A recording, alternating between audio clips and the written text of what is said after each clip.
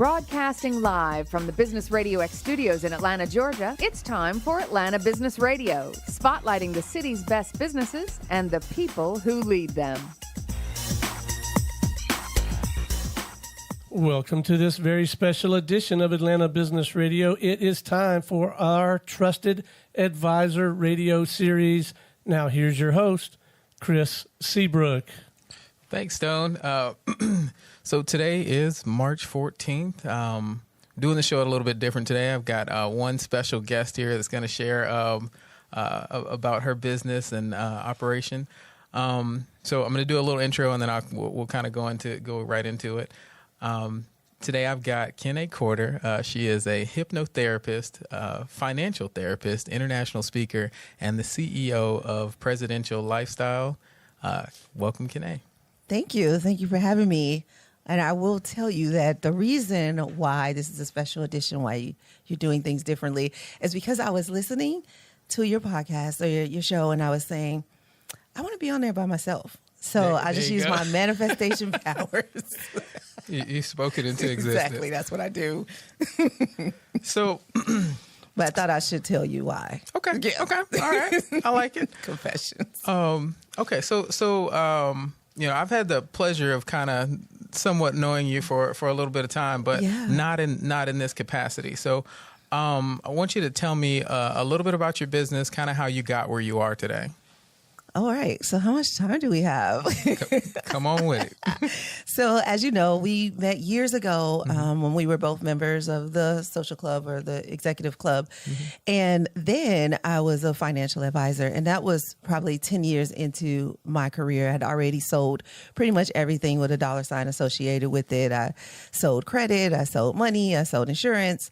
And then I was selling stocks and bonds when we met. Mm-hmm. And into that time, I realized people needed help with more than just the numbers. There was anxiety and trauma and what I call blocks to their prosperity.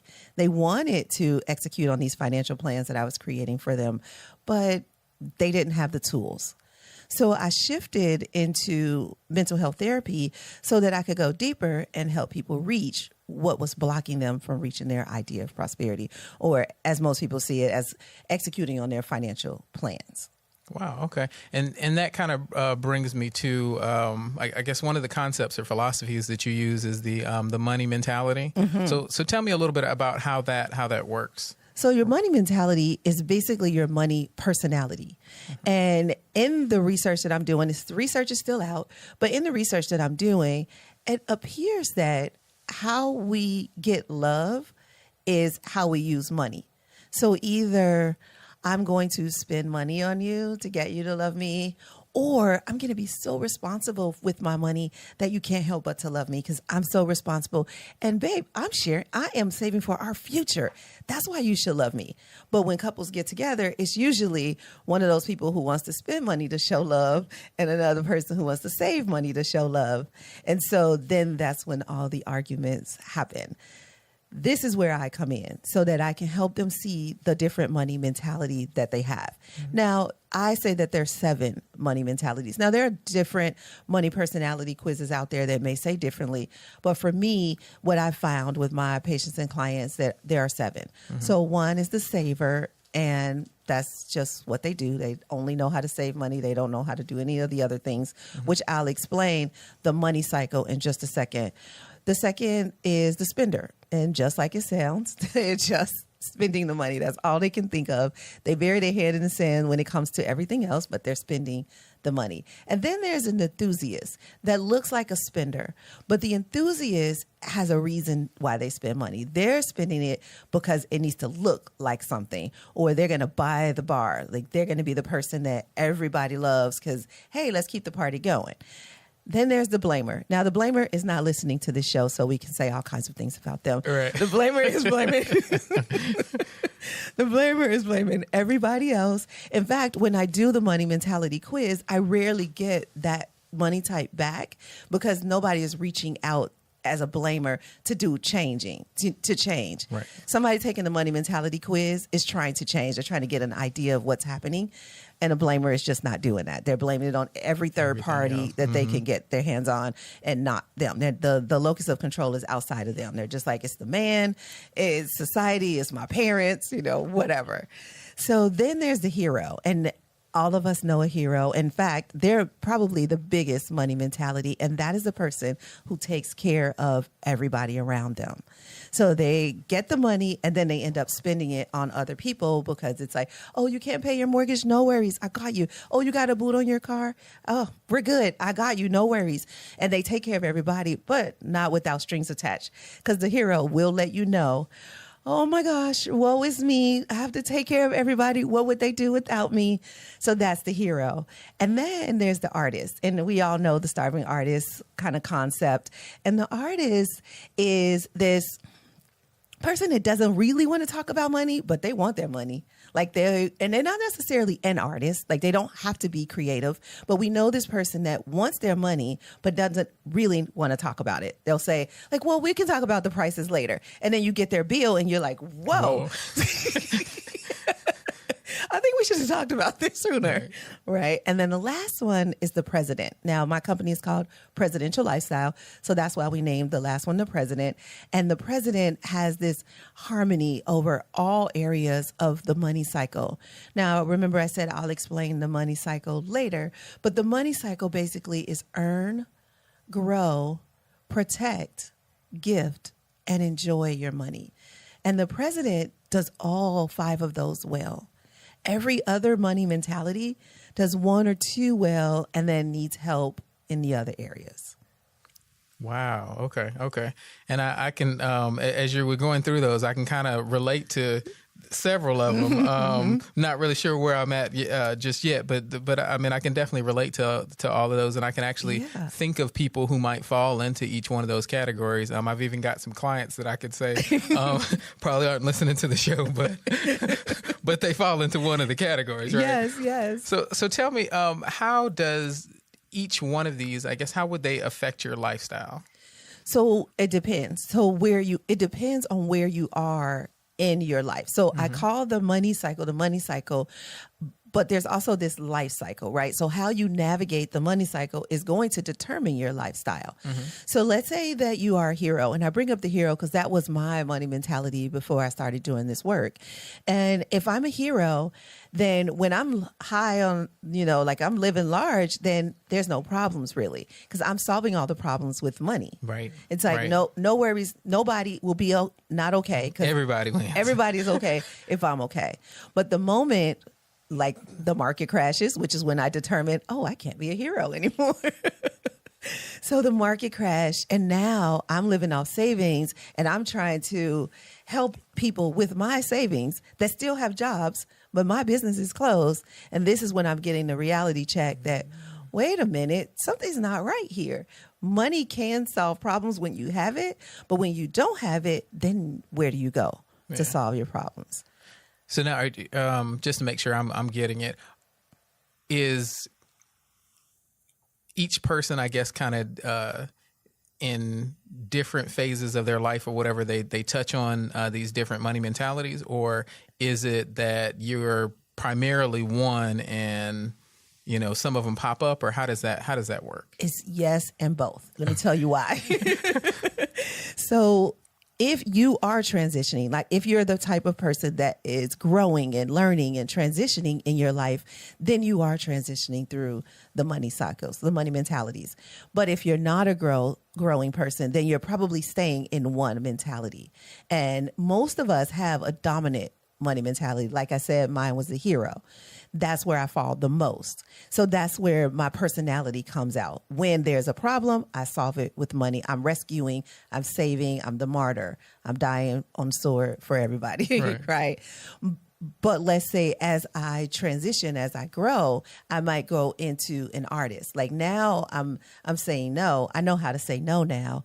However, I'm still not all the way to a president. So I'm still moving through the money mentalities. So as you grow, you can shift from one money mentality to the next.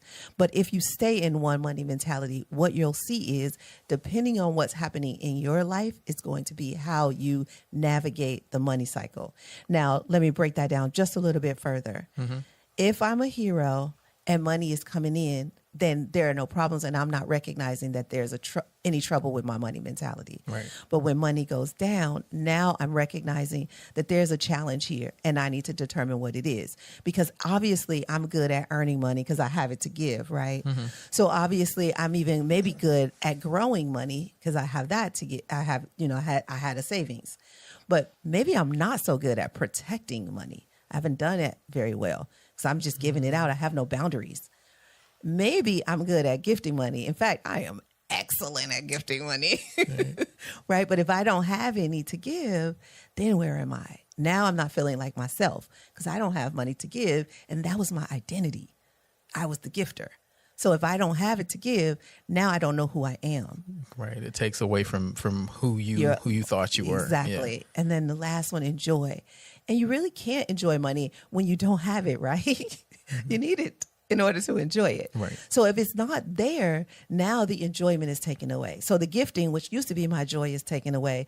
Anything else that I would use to enjoy money is taken away. And now I'm only left with earning and growing.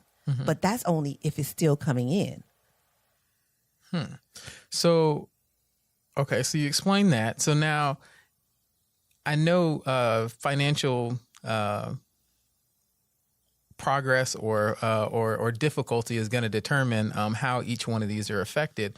But is there, so for instance, let's say I'm a saver, okay, because we're going to, of course, we want people to save. We want people to kind of build their assets. So would it be wrong for me to stay a saver if I've got the money to be able to put away? Do I have to eventually progress to the president? Like what, are there safe pockets that you can be in for long periods of time where it would be better for you to be the president and have harmony? But you can be in this pocket and you're safe. You're comfortable, and there's not really any problem, I guess, until there is a problem. Exactly. So that last sentence is where where I'm going to go with this. So as a saver, remember I said there are 5 areas of the money cycle. You are good at saving, but what about the other areas of the money cycle?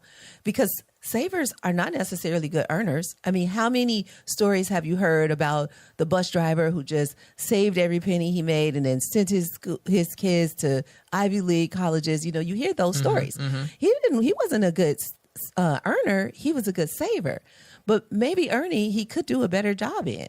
Maybe enjoying, because I bet you he didn't go on any vacations when he was saving for his kids to go to Ivy League colleges. So nice. Maybe he could do a better job in the earning area. And maybe he did a good job gifting, but let's look at the other areas of the money cycle and see what's going on. That's what's going to tell you whether you're a president or whether you even need to work on becoming a president. If you find harmony in all 5 areas of the money cycle, then you're good. Whatever you're doing is working, no matter what you call yourself. But if you're stuck in one area and that becomes your identity, then not so good, because the other areas are losing. Got you. Okay. So I know you've got another concept that you call the money mission statement. So tell me about this money mission statement. How do I go about creating one? What is the purpose? So they all work together. You need to know your money mentality first, and then you have somewhat of an understanding of the money cycle. So the reason why I say somewhat, because that's ever learning, we're ever learning the money cycle, right? And as 2 professionals in this industry, we're probably still learning as we go. Right. Hopefully for the sake of our clients that we are still learning. So we're learning as we go. So you get a good grasp of the money cycle, and then you take what you learn in the money cycle and what you learn about yourself, and you create a money mission. Now, if you're married, then it's a marriage money mission. Both people decide, what is my idea of prosperity first? And then from there, how do I want to earn money to get there? How do I want to grow my money? protect it, gift it, and enjoy it. Now let's break that down a little bit. So some people were saying, well, what do you mean? How do I want to earn my money? I want it to come in the form of a check. It's like, sure, or direct deposit, right? Well, yeah, but how will you earn it? Are you willing to take a job that you don't love for money? Because some people are, some people aren't. I'm not capable. I'm actually pretty unemployable. It's very few jobs that I can You've been an entrepreneur for too long. You can't go back. Right? I'm like, oh, must I? Will I die if I don't take this job? That's like my decision whether I take a job or not. So as long, some people have that conviction, right? Some people are there with me. Other people are like, I have to have a job. I need that stability. I want a check coming in every week or 2 weeks or however, often the check comes in. So you got to know yourself. And that's what you put down in your money mission under the earnings section. And then you go to growing. Are you willing to invest in companies that maybe aren't socially responsible? Or are you very strict as to the companies you'll invest in? Or you're like, well, you know what? They employ kids. In fact, they don't even employ kids. They almost enslave them. And that I don't want to do business with any company like that, right? Then you got to be really clear on that and put that in your money mission. When it comes to protection, what does your insurance game look like? Like, how much insurance are you willing to have? How much risk are you willing to take? Or are you saying, I need to transfer as much risk as possible? I want disability. I want all of them, because some people will say, well, give me this one, but I don't want that one. And I know you know what I'm talking about. Mm-hmm. Yeah. So how much risk are you willing to take on, and how much risk do you want to transfer to another party? Then it comes to gifting. Where do you set the boundaries around gifting? Remember I said I was a hero. I didn't have any boundaries. It was like, if you came and asked, I was going to try to figure out how I could do it. Now, if you come and ask, I'm like, here's the pot. When the pot is empty, no more. Wait till the pot gets filled up again, and then I can start borrowing again. But you have to have that boundary in place. So what's that number? And in all of these areas, you have to know your numbers. So that's something that my patients hear me say over and over and over again. Know your numbers. Know your numbers. How much do you want to earn? What does growth look like? How much are you putting away? How much are you spending on protection? And how much do you need to protect yourself? For us business owners, that might look like I have personal protection, and then I have my business protected. Mm-hmm. And how much do I need, right? And then gifting, you have to have that number. How much are you willing to give each month? Maybe you're giving to charities. Maybe you're giving to church. Maybe you're giving to family members, whatever that number is, or grown kids. There's usually a word in between grown and kids. Right. So whatever that is, have a number and say, that's it, that's all. When the pot is empty, I'm done. And then have your enjoyment number. And this is the number that a lot of people miss. Either they just spend, and they're like, I don't know what that number is. Or they don't spend at all because they don't know what that number is. Yeah, and I'll admit, now since I've been married, I've gotten into that enjoyment number. Like I don't necessarily have a number, but we'll go through and we kind of enjoy our money. But I used to, I still am very much a workaholic. My wife complains about it sometimes, but you really don't understand how much you need that relief. You need to be able to kind of go out, and even if it's not a vacation, just having something where you can buy something that you can appreciate for the hard work that you've done. That can be a relief in and of itself. So yeah, absolutely. And I think I remember meeting your wife, and she's like really sweet. And so, yeah, you got to spend some time. You got to like break off and and learn. It's tough though for business owners because you kind of married to your business. Yeah. And then you're married. Right. And so, and you got to make sure that your real wife does not feel like the mistress. Right. Yeah. And so giving them that time and really carving out, because it's money we're talking about because this is the industry we work in, but some of it is time. Yeah. And so you have to decide how much time, how much money, how much energy you're willing to give to each one of those areas. And an enjoyment section is really important when you're married. This is something I work on with couples on often because it's usually opposing. One person is like, I can stay at home. I'm good. Well, the other person like, let's go out. And it's like, where? To the backyard? Like, let's just stay home. Right. And so really finding that harmony. I use the word harmony where other people use balance because there's not balance. It's not like, okay, 50% of the time we're going to go out and 50% of the time we're going to stay in. That is not going to happen. There'll probably be some harmony there. We may stay in 70% of the time, especially if the money is not coming in the way it normally comes in. Right. Or we may start going out 70% of the time. It's like, oh, it's a bunch of birthdays in some month, or, so it's rarely going to be just 50-50. But find that harmony, whatever that number is, and then just discuss it. It really just has to be a conversation. And that's what the money mission brings you to. It brings you to a conversation rather than an argument, because it's in the money mission. So you just go back to the money mission. Whether the argument is with your spouse or with yourself, you're just going to go back to your money mission and say, oh, that's right. This is how we gift money. This is how we enjoy money. And also, this is a good place to kind of just shut down arguments. If you are going back and forth, it's like, well, let's just consult the money mission. It's in writing what we want to do with our money. So let's go back to it. And you need at least one money day per month where you look at this money mission and you look at the plan that goes along with that money mission. I say more, but at least, like, that's the least amount is once a month. But more, especially if you add in children and then parents, they borrow, because some people have that challenge where it's like, okay, every month your mom's going to call. We got to put her in the budget. I thought it was just this one time, right? But then, So then she has to become part of the budget. Even if she doesn't know she's a part of the budget, please don't tell her, because the call comes more often. But you had it budgeted for me to be, exactly. Right. I'm here. It's time for me to get my check. So don't tell her, but budget for her. But if you know that's happening, and you want to be ready for that, then be ready for that. And she goes in that gifting area. Unless you want to start payroll.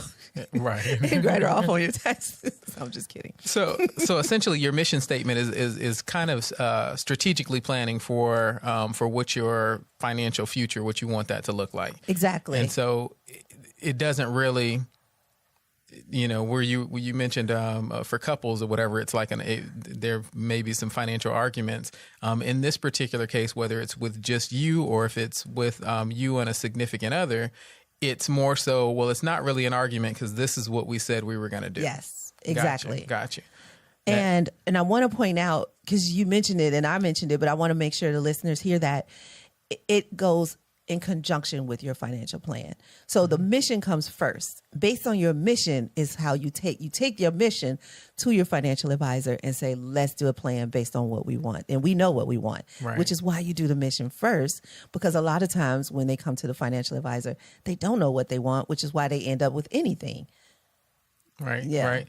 A lot of times you come in kind of, or they'll come in or whatever kind of confused, and they want that guidance. Yeah. But it is good to have, kind of I have an idea of what you want things to look like, and then it does make it a little bit, even if you don't necessarily understand all the intricacies of different products and different investment options, you can still say, does it match up with what I wrote down in my plan? So yes. I like that. So that kind of brings us on to the next thing. So kind of getting to where you are confident financially, having this plan together seems like that would definitely help you to be a little bit more financially confident. But elaborate a little bit on your ideas for financial confidence. So I teach a course called A Wealth of Confidence. And a wealth of confidence is really two things. One is helping you understand what is blocking that confidence. And then from there is helping you understand what you need to do or what you need to put in place in order to build or maintain that confidence. So on one hand, some of the things that are blocking our confidence are comparing ourselves to others, right? Looking at the Joneses. So we forget our own freaking money mission and our own plan, because the Joneses just bought a new car. So we go out and buy a new car. It's like, wait, the financial advisor is pissed because it's like, wait, this is not in the plan. We didn't talk about this. And they're like, but the Joneses just got a new car. Stop it. So comparing, right? And then there's competing, which here's the difference between the two. Comparing is usually looking at the other person saying, they're better than me. Competing is looking at the other person saying, I got to be better than them. Right? Yep. Right. So you got comparing, you got competing, and then you have complaining.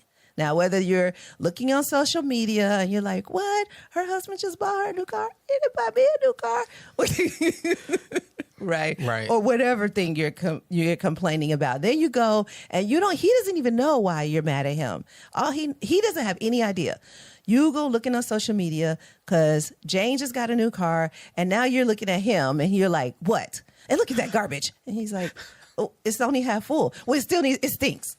Like, why are we having this argument? Like, what is happening right now? Because she was on social media comparing her marriage or her husband to somebody else. And now she wants her husband to go out and spend money on her because it looks like Jane's husband. Now, she don't know if Jane's husband went in debt to get this car, right? Borrowed, stole. She doesn't know. Or if he was trying to make up for something.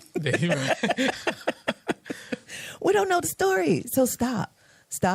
Turn off the feed. Stop letting social media feed into your marriage. And so, or into your pocketbook, like whatever it is. Because even if you're by yourself, sometimes that even more, because you don't have that love in your life. So now you're going to go out and spend more money because you're trying to keep up with the fulfillment that you think that other people have that you don't have. So all of these things is what take away from our confidence. And one thing we mentioned earlier is the confusion. When we're confused, you can't be confident and confused at the same time. Those two just can't exist together. Right. The more clarity you have, the more confidence you can have. And the more confidence you have, the less courage you need. So the more confident you are, you don't need as much courage to do the things with your money that you need to do because you're like, oh, is this right? Are we guessing? No, you know this is right. You don't have to have courage because you already sat down, you wrote your money mission, you went to your financial advisor, you got your financial plan done, and now you just stick to it because you're not complaining, you're not comparing, you're not competing, and you're no longer confused.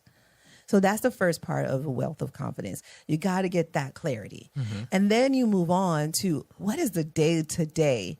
What do we do on a daily basis? Because the money mission is broad and the financial plan is kind of broad. But what do we do on a daily basis? And you have to have, and that's personal, and that's based on your idea of prosperity.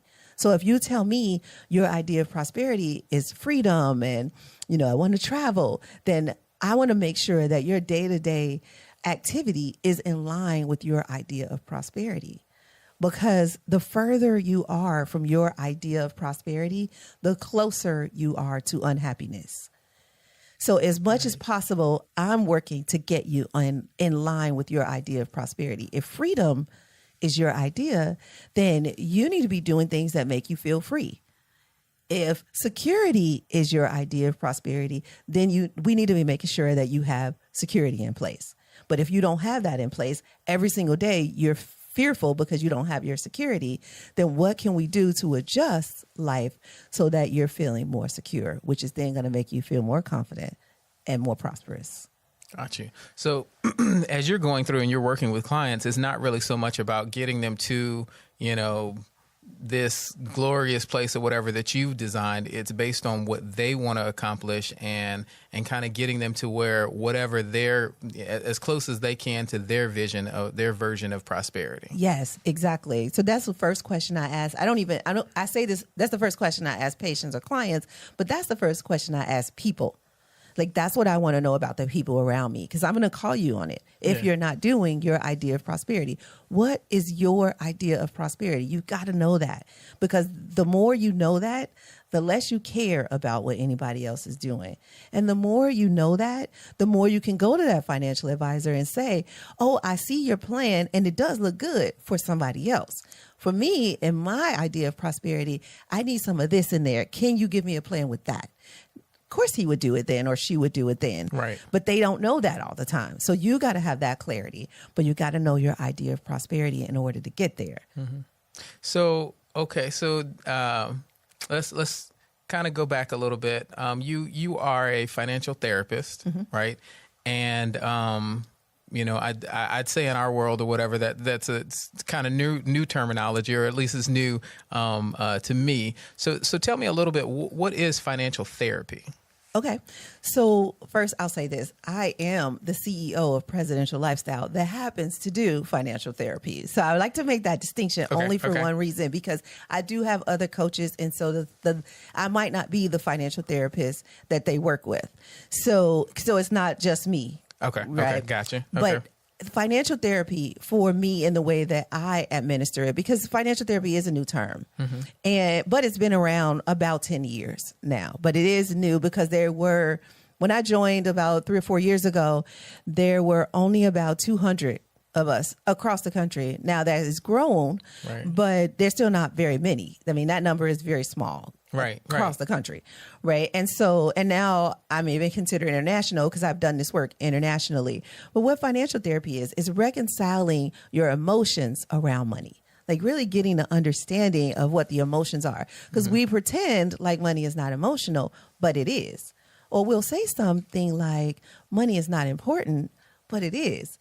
And so when people are saying things like money is not important, I just come in and I kind of challenge that a little bit. So when you say not important, do you mean like if you could just sign your check over to me and that would be okay with you? Of course not. Right? Right. No, what they really mean is money is not the only thing that's important to me, but they forget to say that word. And you know why? Because society has taught us that money is not important. And if you say that money is important, then you must be evil, bad, greedy, something, all these negative terms. So as a financial therapist, what I do is help people understand the language and feel comfortable with it, like use more positive words rather than the negative words, but understand that the negative words are imprinted and programmed into them. They're not the negative words. They didn't come up with the negative words. This has been imprinted in them. And so in that course that I talked about, A Wealth of Confidence, we also talk about who's to blame. So I like to blame it on the mean, big old bully society, Right. that just gives us opposing messages like money, the love of money is the root of all evil, right? But then it's like, oh, but if you can have money, you can take care of people and do all these things. So now I'm confused. Should I have money or shouldn't I have money? Right. Right? It says that the divorce rate is 50%. But then they're like, go out and find your soulmate. Well, which one is it? Right? So, and that's just the beginning. There's so many opposing messages. If you think about it, for every saying they say, there's an opposite saying they also say. Yeah. Right. So then we're confused. We're like, wait, should I get married or shouldn't I? Right? Should I be wealthy or shouldn't I? I don't know which one because society has given me these opposing messages. So as a financial therapist, I'm going to help you reconcile that. Some of those are right for you. Keep them. Some of those are not right for you. They are not going to get you to your idea of prosperity. Delete them. And that's the work that I do. Really hypnotherapy, because I use hypnotherapy as the healing modality, because you have to heal from this. You can't just decide one day, unless there's a catastrophic event, we usually don't change. What changes us is either a catastrophic event or slowly. Just like you learned your ABCs, one day you didn't know your ABCs. One day you did. And in between those 2 days, you went A, B, C, D, A, B, C, D, E, F. And one day you're like, Mommy, I know my ABCs. Yep. Right? It's because the brain learns slow and the brain learns fast. So another example of the brain learning fast is if you ever got food poisoning or you ate something and then you end up getting sick afterwards. Maybe it wasn't food poisoning and then you could never eat that thing again. You're like, I don't even want to look at it, smell it, nothing. Get it away from me. That's the brain learning fast. So the brain learns in those two different ways. So either you're going to go through a catastrophic event and change, or slowly but surely you're going to see things differently. See your patterns, start to shift them. See your patterns, start to shift them. See your patterns, start to shift them. Mommy, I'm wealthy. That's what'll happen. Okay. So you I feel like you kind of sped through this hypnotherapy piece, and that's something that is, I've kind of been interested in hypnotherapy for a while. Never actually done anything with it, but tell me first, how did you get into hypnotherapy? What brought on this passion? What took you there? It's totally an accident. So when I was in my master's program for mental health counseling, one of my professors that I admire so much, she was a hypnotherapist, and she was my trauma therapist, which I thought I would never do trauma because trauma sounds sad and I'm a positive, happy person. You can see already I'm so silly. So trauma just sounded like, oh no, that's terrible. I'm not doing that. But I fell in love with trauma because I realized that everything we do is because of our trauma. And so if I could help people heal their trauma, then life is just totally different for them. So she was a hypnotherapist, and she told me about the hypnotherapy class that she took. So I went, and part of the reason why I took it is because it was in Florida on the beach. So that made it a lot easier to study. Right. So I was like, "Ooh, that sounds like the class for me." And I went, and it was beautiful. I loved it. It was like in the class I learned, but I also healed while I was in the class. And so I was like, this has to be something for me to come here to learn this, but to still take something away from it and actually heal from some of my own trauma. I know this is going to work in my practice. So I took it back and I started using it. And in day one, I'm using it as a novice. And this is 2 years ago. And now more advanced, I'm seeing lives change sometimes in one session. Now, that's not always the case. Sometimes you may need 6, 8, 12 sessions, but sometimes in one session. And so it's gotten to the point where, and I do financial therapy a lot, but I do trauma therapy sometimes too. And so therapists send patients to me when they don't know what else to do with them. They're just like, I don't know what else to do. Like, I don't know what to do with this person. And they've been in therapy for 2 years. And then I get them and they might be in my chair for 2 sessions. Just like that. Like, especially teenagers. I love working with teenagers. Like, they are the best because their brains are still malleable, because their prefrontal cortex is not all the way formed, because it doesn't form until like age 24, 25. So because they're still so malleable, that it works so quickly on them, and their trauma is still fairly new. I mean, think about it. Us adults, our trauma happened 7 years old, 13 years old. We got bullied, whatever. Our parents called us stupid and we never forgot it, or whatever happened. And it stuck with us. And so it stuck with us. And then we validated it because we heard somebody say something that sounded like stupid. And then they said we were stupid. So now that's the second person. And then the teacher says something. You didn't do a good job at this. Oh, she just called me stupid. Now that's the third person. And we keep collecting evidence. These layers and layers on top of each other. So by now, what started out as one comment that your father said one time when he was just joking, at least he thought he was. Right. You took it seriously. Now, 17 other examples of this. Now you call yourself stupid. I'm stupid. So it makes sense that I wouldn't be able to learn this. I'm stupid. Like, I'm just so stupid. And now you've said it and your brain keeps hearing it. We're stupid. So don't give us anything to learn. Now you said that, and now 1,000 times has passed. So it's a much harder, not harder, but it's much more work to get down into that, pluck it out, and keep it gone. So we may need more sessions when you have told yourself this 1,000 times, right, and you believe this story. And some of us love our stories, right? And we'll tell you over and over again. You ever met somebody who's been divorced for 10 years and they still tell you the story about their wife, and you're like, so you just got divorced? And they're like, oh, no, I've been divorced for 10 years. Like, it seemed like that happened yesterday. Exactly. Right? We love our stories. So we stick with them and we hold on to them because that's our identity. Until we go through something like hypnotherapy.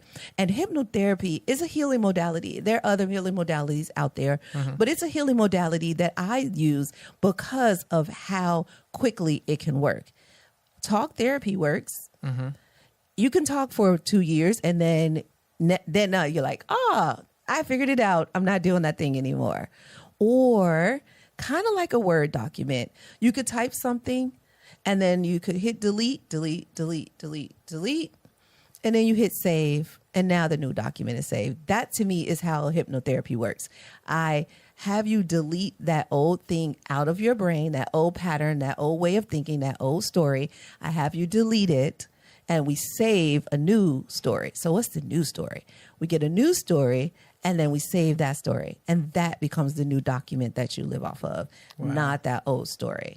And the reason why I explain it like that is because in this day and age, a Word document it's just the way that we talk. So I'm giving that so that people understand that. That's just an analogy to help you understand that it basically is us removing the story you used to tell yourself and giving you a new story, because that's what's been holding you in bondage. That's what's been blocking not just your idea of prosperity. It may be the love in your life. It could be whatever.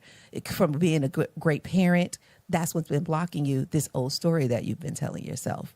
And so the work that we do together, because it's really not me at all. It's you doing the work. I just provide a safe space for you to do it. And a lot of times we don't have a safe space to do that. we don't have a safe space to heal. And so in my office, and sometimes I do it virtually, in my virtual office, you have a safe space to say, I don't want to tell this story anymore. I want to let it go. Because that's the question I have to ask you. And if you say no to this question, then we don't work together. But is it okay for you to be okay, even though what happened to you was not okay? And if you say, yes, I'm ready to be okay, then we can work together. But you're like, no, I like my story and I'm not ready to let it go. All right, then we don't work together. Because you're not going to have me doing all this work and you're not going to work. Right. No, we work together on this. But you got to be okay with being okay. Mm-hmm. So okay. So now to get on course, on track, how do you use hypnotherapy to actually get your client to financial confidence, or to be financially confident? So like I was saying, it doesn't matter what the block is. Hypnotherapy is going to remove any block. But in finance, what's happening is there's a story there. Everybody has a money story. And that's one of the things that we work on. What is your earliest money memory? So I don't know if you guys have noticed, but I've been dropping these. All of these questions that I ask are questions that I ask in a financial therapy session. Okay. So this is a financial therapy session if you've been listening long enough. Right. And if you didn't start at the beginning, go back. So, and send it to somebody that you love. So what happens is there's a story there. There's a money story, right? Maybe your grandmother said, don't trust men. They're not going to take care of you. You got to have your own money. And so you said, I'm not going to put my money with yours. You keep your money over there. I keep my money over here. Because if you ever leave, you're not taking my money with you. Wow. Right. And I don't need yours. I'm gonna have my own money. Right. That's one story. There's a whole bunch of other stories. We all got them. Right. Or maybe people take from you. So you got to be prepared, be on the guard. In fact, why even have money? Because somebody's going to take it away from you anyway. Right. So I'm just going to give it away. Here, exactly. Right? Like, Yeah. Yeah. So there's so many stories. What is your story? What is the money story you've been telling yourself? Maybe the story is that money is the root of all evil. And so you don't want to be evil now, right? So what? I don't want to have money because that's evil. People who are greedy have money, and I don't want to be one of those greedy people. So you think about it like that. What is the story you've been telling yourself? So we all have a money story. And whatever that money story is, we have to back out of that story and get a new money story. Like money comes easily and frequently. And if I tell somebody money comes easily and frequently, they're going to tell me, no, society says you got to work hard for the money. They said. Exactly. Yep. Yeah. You got to work hard for the money. And then if you get it, then the market might crash. It's like, okay, I get it. The market might crash, but the market might also go up. What about that story? Right. Right. Right. So, and then there's so many different markets. Which market are we talking about exactly? Right. So we got to get those stories gone. And that's where hypnotherapy comes in when it comes to financial therapy, is that we erase that story so that you can get to your idea of prosperity. Because even though you have your idea of prosperity, the GPS that you put on is going to be like recalculating, because you got this story, this pattern taking you back to another address, not the address of your idea of prosperity, because your story is really the story that's inside the GPS and is saying, well, we were going to take you to prosperity land, but based on the story you just told us, it sounds like you want to go back here. So we're going to reroute you on back to the place you've been all your life, repeating those same patterns over and over again. So you got to change the address in the GPS. Wow. That's the first time I said that, and I'm keeping it. Right. TM. Okay, so as we get closer to the end of the show here, one of the things that Country Financial focuses on is something that you actually mentioned, taking small but steady steps to move forward and progress. So we call it our Simple Steps campaign, and I just wanted to see if you can share maybe a few simple steps that you might give clients to help them reach or get closer to prosperity. Yes. So one of my favorites I mentioned earlier, and that's the money day. Even if you're single, schedule a money day with yourself. And you can make it fun, order pizza, have a glass of wine, whatever is fun for you. Right? Or what I did when I was single is invite my friend over. I say invited, try to make it fun for her. But because sometimes it's hard to have a money day when you don't feel like it, and you can think of 17 other things to do besides balance your checkbook. Not that we do that anymore, but you know what I'm saying. To do anything with money. So I would invite my friend over and just have her ask me questions. So we just wrote the questions down. So what was some of the unexpected expenses you had this month? Well, what do you have to look forward to next month? Well, what are you saving for? Like, we had the questions that I needed to be aware of in order to get to my idea of prosperity. Mm-hmm. And if you're single, you could do that. Or if you're private, you can do it by yourself. But have your questions that you need to be aware of and have your money day at least once a month. So that's one. Start doing that. And then this practice is tough, but I'm going to tell it to you because it works. Schedule out a no money day, where you spend no money, no dollars, no cents, not even a pack of gum. Wow. So randomly say, you know what, on this day, now I did it to teach this. I had to do this myself. I did it every Monday for a year. Every Monday was no money day. So that meant if I needed gas, I needed to get gas on Sunday. Right. I was not spending any money on Monday. Otherwise, I wasn't going anywhere on Monday. Yeah. Right. So I had to keep my word, no money and no exceptions. And tell your children, money is no money day. And it is so empowering, especially when you can tell your children, I'm sorry, it's Monday. It's no money Monday. Did you not look at the calendar? Love it. Yeah. So that would be, because that helps you gain control. That's really what that's about. Some self-confidence around not spending, because what happens is we sometimes see not spending as a deficit. Well, if I don't spend, does this mean I don't have any money? Right now, everybody think I don't have money. Right. No, you do. You send your bank account. When you spend it is when you don't have it. Right. Excuse me, you just fired your money. It's no longer working for you. Wow. Okay. Trademark that too. Yes. So it's been an absolute pleasure having you on the show today. Kiné, can you share with our listeners how they can reach you?